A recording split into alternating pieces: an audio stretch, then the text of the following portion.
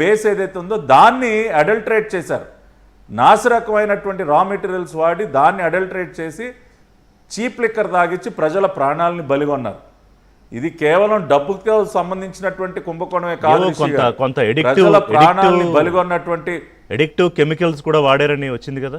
అంటే ఎక్కువ రకరకాలుగా అండి డిస్టిలరీస్ ని సబ్లీజుల పేరుతో కబ్జా చేసి వాళ్ళ ఇష్టానుసారం నాసిరకం మద్యం తయారు చేసి ప్రజల చేత తాగించి ఇవాళ ప్రజల ప్రాణాలని బలిగొన్నారు. రెండో విషయం ఏంటంటే మద్యం దుకాణాల నుంచి ఏదైతే క్యాష్ వసూలు చేశారో దానికి సంబంధించి సేల్స్ ఏవైతే ఉన్నాయో రిషి గారు, ఇది కూడా ఇంకొక కీలకమైనటువంటి అంశం. ఇవాళ ఏ డిస్టిలరీకైనా కానీ పరిమితమైనటువంటి వర్కింగ్ అవర్స్ ఉంటాయండి. ఇదిగో ఇన్ని గంటలు ఇంత మాత్రమే, ఇన్ని గంటలు వర్క్ పనిచేయాలి ఆ డిస్టిలరీ యూనిట్, ఇంత క్వాంటిటీ మాత్రమే మ్యానుఫ్యాక్చర్ చేయాలని చెప్పి commissioner of distilleries and breweries వారు కొన్ని నిబంధనలు పెడతారు.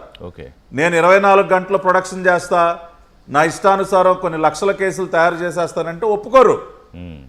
కానీ ఇవాళ ఎప్పుడైతే వాసుదేవ్ రెడ్డిని commissioner of distilleries and breweries కింద కూర్చోబెట్టారో, అసలు ఆ పదవి ఇచ్చిందే దానికోసం. ఆయన కళ్ళు మూసుకుని కూర్చోవాలి.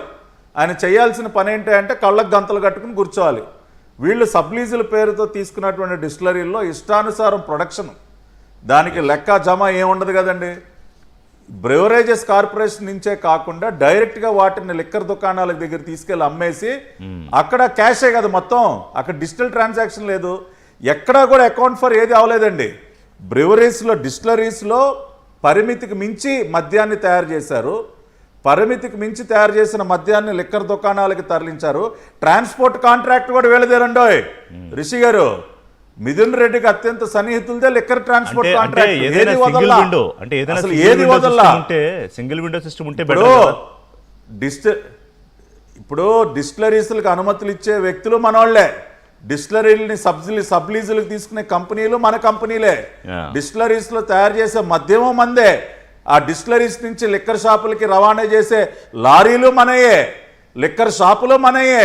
ఇంకా ఇది కుంభకోణంగా ఇంకేంటి సార్, ఇది కుంభకోణంగా ఇంకేంటి.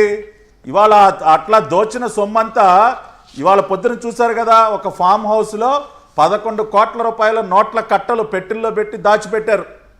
ఇక్కడ నేను ఒక చిన్న సలహా ఇవ్వాలనుకుంటున్నా సార్ మన సిట్కి. ఇవాళ ఏదైతే ఒక డెన్ను పట్టుకున్నారో నాదొక చిన్న సలహా మన డిబేట్ ద్వారా సిట్ వారికి. అదేంటంటే సార్, మీరు ఒక చిన్న పని చేయాలి. అదేంటంటే తాడేపల్లి ప్యాలెస్ వాళ్ళు ఈ మధ్యకాలంలో పెస్ట్ కంట్రోల్ కంపెనీస్ని ఏమైనా హైర్ చేశారో లేదో చూడండి.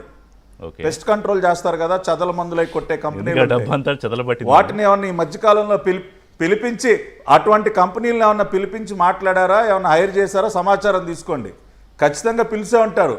వాళ్ళ దగ్గరికి వెళ్ళారే బాబు ఎక్కడెక్కడ మిమ్మల్ని పురుగుల మందు కొట్టమన్నారు, చెదల మందు ఎక్కడెక్కడ కొట్టమన్నారో అడగండి. వాళ్ళు చెప్తారు సార్ పలానా ఫామ్ హౌస్లో కొట్టమన్నారు, పలానా అపార్ట్మెంట్లో కొట్టమన్నారు, పలానా గోడౌన్లో కొట్టమన్నారని. అక్కడికి వెళ్తే డబ్బంతా దొరికిపోతుంది. ఎందుకంటే ఇప్పుడు సంవత్సరాల తరబడి ఇప్పుడు ఆ ఫామ్ హౌస్లో దాచిపెట్టిన సొమ్ము సంవత్సరాల క్రితం పెట్టారంట.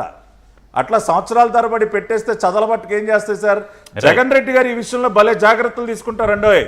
జగన్మోహన్ రెడ్డి గారికి ఇటువంటి చాలా కీలకం. అందుకని ఆయన ఖచ్చితంగా మంచి పెస్ట్ కంట్రోల్ కంపెనీ చేసి చదల మందు కొట్టించే కార్యక్రమం కూడా చేస్తా ఉంటాడు వెంకటేశ్వర గారు. ఇప్పుడు కష్టపడి అంత స్కామ్ రచన చేసి ఇంతకుముందు కూడా చెప్పా, ఇప్పుడు ప్రభుత్వంలోకి ఎవరినో వచ్చాక అధికారంలోకి 5 ఏళ్ళు ఏం చేయాలని ప్రణాళిక ఉంటుంది. ఎవరికి?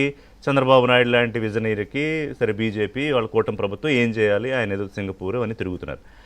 మరి ఈయన కూడా ఒక విజనరీ, ఆయన ఒక స్కెచ్ చేసుకోవాలిగా. 5 ఏళ్ళు అధికారంలోకి వచ్చాక ఏం చేయాలి వెంకటేశ్వర గారు, మళ్ళీ అధికారంలోకి రావాలంటే ఆ డబ్బుని ఏం చేయాలి. ఇప్పుడు మద్యం డబ్బులే కదా కొన్ని జిల్లాల్లో పంచారని కూడా సిట్టు బయట పెట్టింది. అయితే ఇందాక పేరు నాన్నగారు